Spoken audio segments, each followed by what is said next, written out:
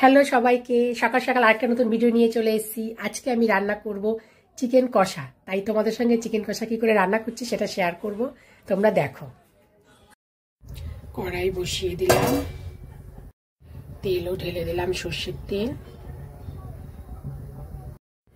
শুকনো লঙ্কা ফোড়ন দিলাম, তেজপাতা ফোড়ন দিলাম, তারপরে জিরে ফোড়ন দিলাম, গরম মশলা ফোড়ন দিলাম। মাংসের আলু আমি পাশের টাই ভাজা করছি। আর মশলা গরম হয়ে গেছে, এখন আমি পেঁয়াজটা দিয়ে দেবো।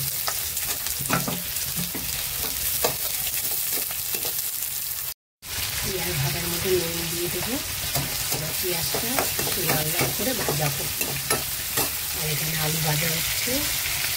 মাংসটাকে আগে আমি নুন হলুদ মাখিয়ে রেখেছিলাম। পেঁয়াজটা যখন লাল করে ভাজা হয়ে গেছে, এখন আমি এর ভেতরে টমেটো দিয়ে দেবো। টমেটো দেবো, আদা বাটা দেবো, রসুন বাটা, এটাকে কষিয়ে নেব। লঙ্কা গুঁড়ো দিয়ে দেবো, যে যেমন ঝাল খাবে। তারপর জিরে দেবো। মশলা যখন কষে গেছে, এবার আমি এর ভেতরে মাংস দিয়ে দেবো। এই মাংস আগে থেকে আমি নুন হলুদ মাখিয়ে রেখেছিলাম। এবার এটা আমি কড়াইয়ের মধ্যে ঢেলে দেবো। এবার ওই মশলা কষানোটার ভেতরে মাংসটাকে ভালো করে মিশিয়ে কষিয়ে নিতে হবে। বারবার নেড়ে যেতে হবে, নাড়তে নাড়তে দেখবে ওখানে কষে যাবে আর বেশ তেল বেরিয়ে যাবে।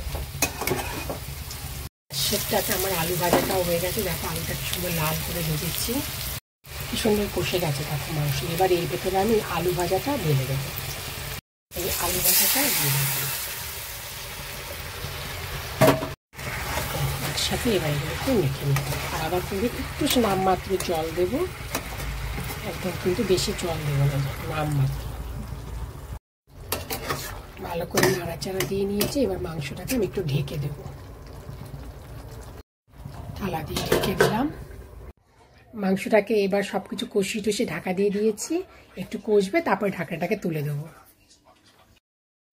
এবার ঢাকনাটা সরিয়ে দিলাম।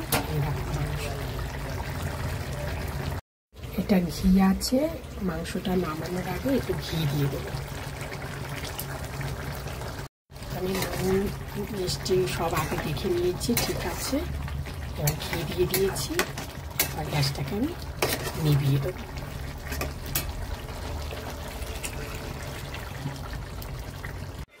আমার চিকেন কষা রান্না কমপ্লিট হলো। দেখলে আমি কীভাবে রান্না করলাম।